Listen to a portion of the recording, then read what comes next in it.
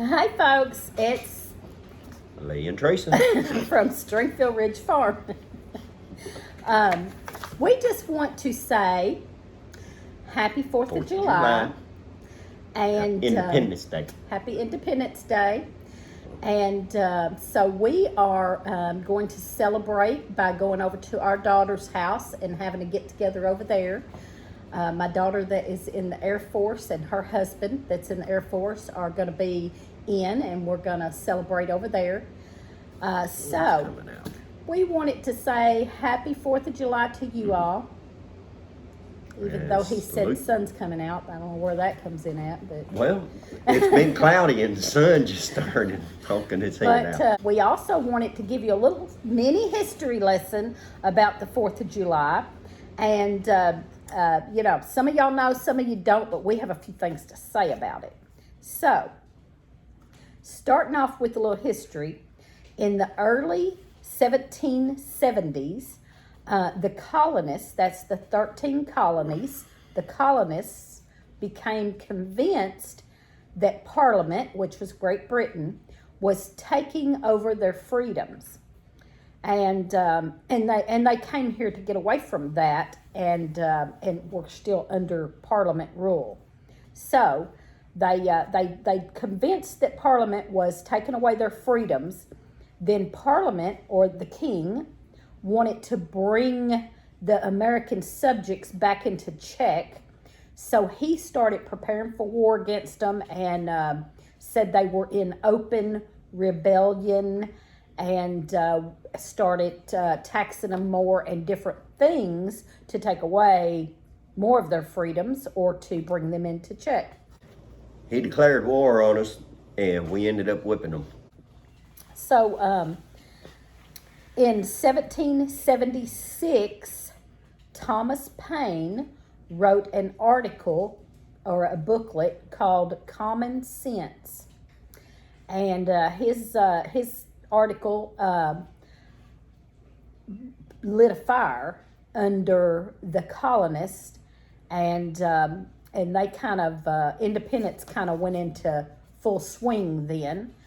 And they elected a Continental Congress. And their Continental Congress was there to protect the cause of liberty. So then, 4th of July. Actually, the 2nd of July in 1776, this Continental Congress passed a passage of Declaration of Independence from Great Britain. And it was passed on July 2nd, but on July 4th, then Thomas Jefferson wrote up the Declaration of Independence. He was the main author. And John Hancock, these are just a little quick facts about the Declaration of Independence. John Hancock was the first one to sign, and he signed in big, bold across the middle, so that's where you get the sign your John Hancock at. And and the first fireworks was a 13-gun salute to honor the 13 colonies the year after the Declaration was signed. In 1870, the 4th of July became a federal holiday. So now we get to celebrate it every year as a federal holiday. Okay. And they're kind of doing to us now about like what Britain was doing to them, wanting to tax us more and take away our freedoms and all of that. Our government. Yeah, our government is now doing the same thing. So we might end up having to whip their butt too. So we might need another Thomas Paine to light a fire under us. Might just take a Lee Pearson. Well, maybe. So, one of these days. Okay, so that's all we got. We wrote a few notes down to remember everybody's dates and names and all.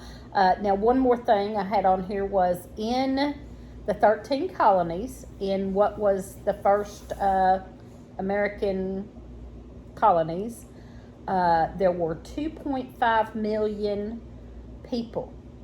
I was kind of surprised at that number myself. 2.5 million people were in the 13 colonies. Kind of high. Now in America, there is 332 million.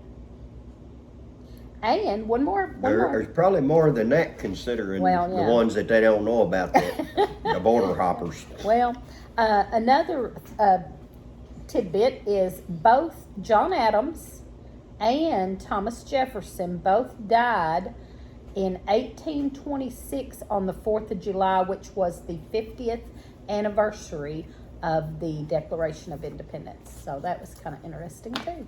So there you go, just a Other few than- tidbits about the 4th of July. Yep. And a good special salute to all the military and out there, and have a safe and happy 4th of July. And give us a thumbs up, comment, and subscribe. And watch us on Friday nights at 7 7 Central. o'clock. Central Time.